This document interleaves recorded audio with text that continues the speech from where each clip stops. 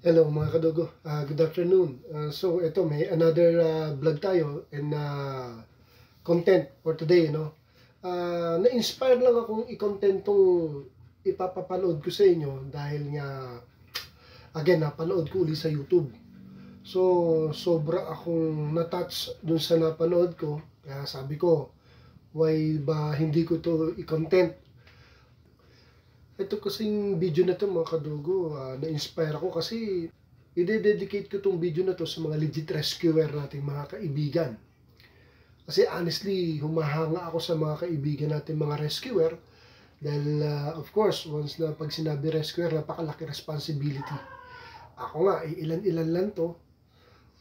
Pero honestly, nabibigatan po ako sa maintenance, sa pagkain, and yung oras talagang kailangan bantay tayo sa kanila, sa mga activity nila at sa mga health nila.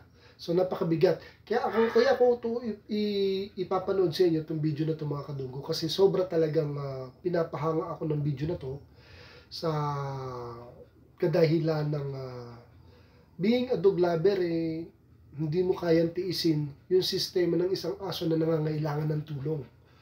Kasi ako, dog lover po ako, talagang hindi ko kaya eh. Kung pwede nga lang mag-rescue, magre-rescue rin ako mga kadugo. Kaya lang, sa dami ko na ring alaga, talagang hindi talaga, negative talaga. At hindi pwedeng pagsamahin itong mga aso kong to. Alam naman po natin, wala naman pong discrimination, even mga imported to, and compare sa Aspin, pare-pareho lang pong aso yan. Once na dog lover ka, maintindihan niyo po ako. Wala pong imported, walang local. Kasi dog lover tayo, lahat yung mahal natin. Kung pwede ko nga lang isama dito ang mga Aspin natin, which is talagang aso natin, asong Pinoy talaga po yan, ginawa ko na eh. Kaya lang, lalaki mo akin. Hindi talaga uubra. Kaya talagang pang breed lang po ako ng mga imported sa ngayon. Pero later on, sana, pag binigyan ako ng pagkakataon ng Diyos, gusto ko rin makapag-adapt kahit papano, kahit pa ilan-ilan, alam kong nangangailangan din ng bagong owner.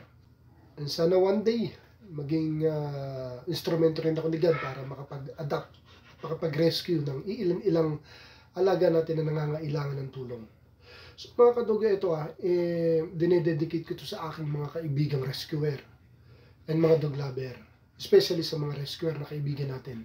Kasi sa video to papakita kung gaano sila mapagmahal sa mga aso na napapabayaan, na neglect ng present owner, halos hindi na alagaan. So sila ang sumasalo. Mabigat para sa kanila na hindi alagaan yung mga ganong napapabayaang aso. So panoorin natin mga kadugo. And sana tapusin nyo dahil napakaganda na istorya. Likasin muna natin mga kadugo.